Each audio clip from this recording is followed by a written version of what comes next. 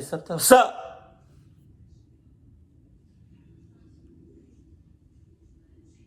No.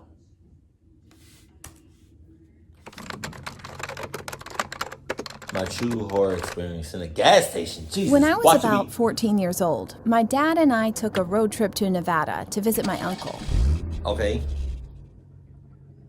It was already dark outside. As we were driving along this dark road, the car suddenly stopped, which I thought that's kind of weird because we had filled up our car's gas tank full just a couple of minutes ago. My dad got out of the car to check what was wrong with it. As he was trying to check the problem, I then suddenly heard running footsteps behind me. I turned around, but there was nothing. In fact, I couldn't see it at all because of the darkness.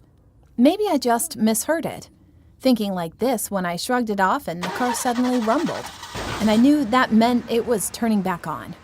Well, I see a gas station up ahead. Let's stop there, my dad said, as I went back to listen to my music. When we made to the gas station, he asked me to go pay for the gas. No. Wow, that gas station seemed close as cluck. Like, stupid close. But how can you go from, like, you wouldn't be a little on edge? I'm saying, like, your dad was outside, right, doing his thing in the engine. His feet were still. You're not making no noise. And you hear another set of footprints of, like, you know what I mean? That wasn't coming from you or your dad. So you really gonna go back to listening to your music? And a gas station is dumb close? No. Your dad got the cluck gene. And because you came from his balls, right, you got the cluck gene too. That's all I'm saying. To go pay for the gas and get some snacks that I want. I agreed and stepped out of the car with a few bucks. However, when I got off, I could feel that it was quiet around. Oh, yeah? It was pretty weird, but we were in the middle of the road now, so I guess it was not that weird thing. So I entered the building and went up to the counter. There was a man behind it staring at me as I approached him. Shit. At first, he looked like he was shocked to see me a little bit, like I interrupted or bothered him for some reason. And soon I could realize that his appearance looked kind of scary. He was a totally skinny man with black hair and worn-out clothing. He didn't say any welcome greetings like those common sentences, hello, or how's your day? Just stared at me with his big, beady eyes. God damn. I picked up some snacks, put the money under the slit, and just waited for him to take it. Then he started laughing at me.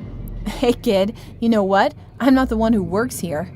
I didn't understand what he's talking about now. I slowly took a look behind the counter, and then I saw a body lying there. What the heck? What is it? I was absolutely in shock, and I was positive that he must have noticed it because it was the exact moment when he stopped laughing. I screamed at the top of my lungs and started to run to my dad. He turned the corner of the counter and started to follow my back, which was lucky to me that I was much quicker than him. My dad saw me, but as he saw the man chasing after me, he couldn't ask what happened. And then we just both hopped in the car and locked the doors. The man banged on the driver's side door and yelled, "Let me in, I'm gonna kill you, little girl." God damn. I burst out crying, and my dad told me to get in the back seat immediately. I jumped back there, and as I saw his knife in hand, I cried even harder. A loud banging sound from outside kept getting louder and louder. I hid under the seat, and after that, I blacked out. When I woke up again, I could see the police lights were everywhere. I got out of the car and asked quietly to my dad what happened, but he didn't notice me approaching and continued talking to the officer. Turns out the man had broken in the gas station and killed the employee just right before when my dad pulled up the car. He was on the loose from the police because he had committed multiple robberies and murders in the past. And he was the one who ran behind the car to the gas station, which I didn't see at that time. After that, we ended up making it to my uncle's, but I never went on long road trips again. I would always take airplanes. A couple of years after I finished my junior year, I found out the man had been killed in prison. I don't know the reason, but I don't feel sorry for him at all. Well, now I'm 25 years old and I still thank my dad every day for saving my life.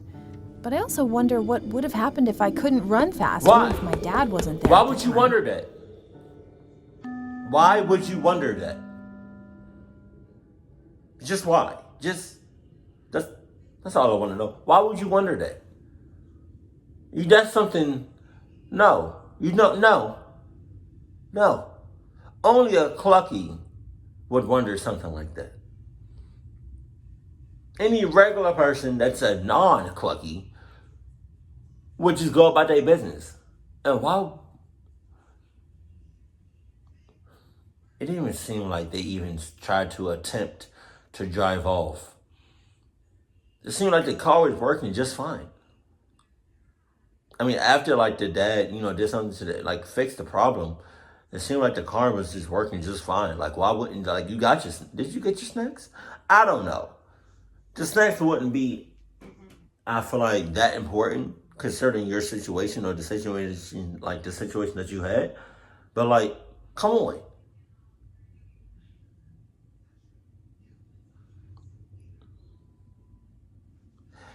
Would it be a stretch? Would it be a reach if I said